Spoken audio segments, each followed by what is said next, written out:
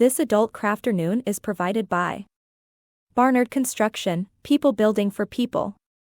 The Crazy Craft Lady. Handcrafted with grace.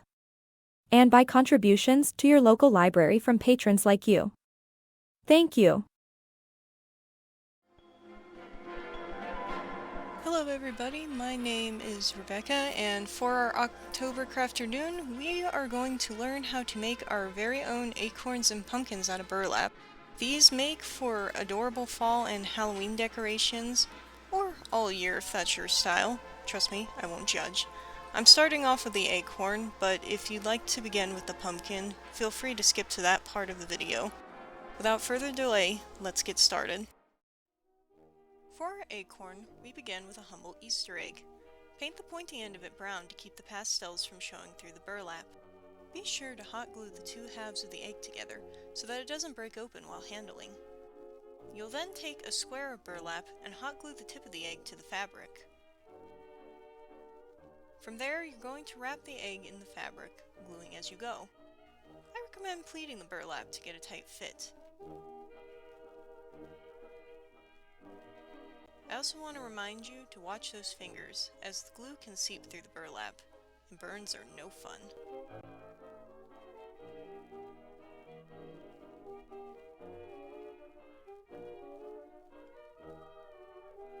Next comes our stem, which can be either a cinnamon stick or a twig. You want to hot glue your stem to the other end of the egg.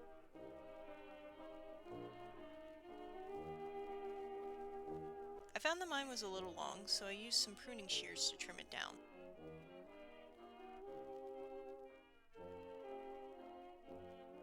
Next, we're going to make a loop in one end of our twine and tie it to the base of the stem.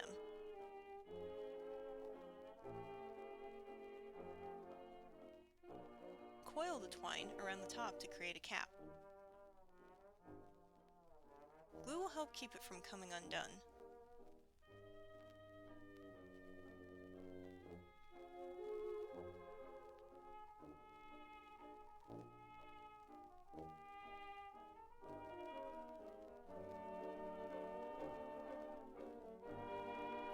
Since this twine was frayed, I trimmed it up a bit with some scissors.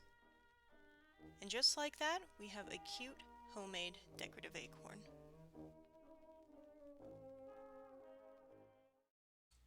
Our pumpkin begins with a styrofoam ball. Press it against a hard surface to create a flat bottom. Then, with either a butter knife or a sculpting tool, you're going to score shallow grooves into the ball from top to bottom. Dividing it into eighths should be sufficient.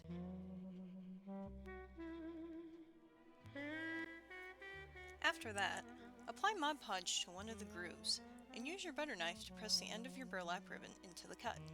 You'll repeat this step around the entire pumpkin, adding Mod Podge to each groove and fitting the burlap inside.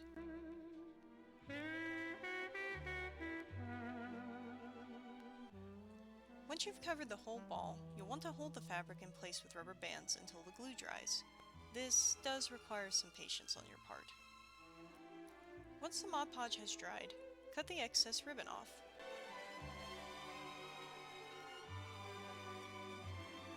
You'll notice that there are still two open ends. Using the lines of your pumpkin as a guide, cut the loose ends so that you can fold them over the top and bottom. Mod Podge the ends and hold them down with rubber bands until the glue dries. Again. And in case you were wondering, no, it is not necessary to change your nail color between crafts. Like with the acorn, you're going to take a cinnamon stick or a twig and add glue to one end. Force your stem as hard as you can into the top of the pumpkin. If you're struggling, gently tapping it with a hammer helps a lot.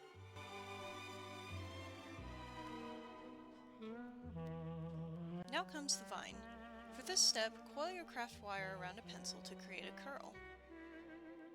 Wrap the vine around the stem and hot glue into place.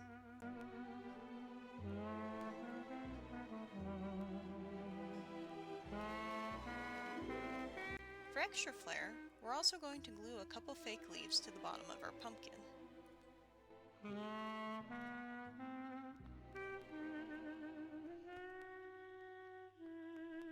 And there you have it! A sweet, simple burlap pumpkin. From here at the Belgrade Library, we wish you a happy Halloween and happy crafting.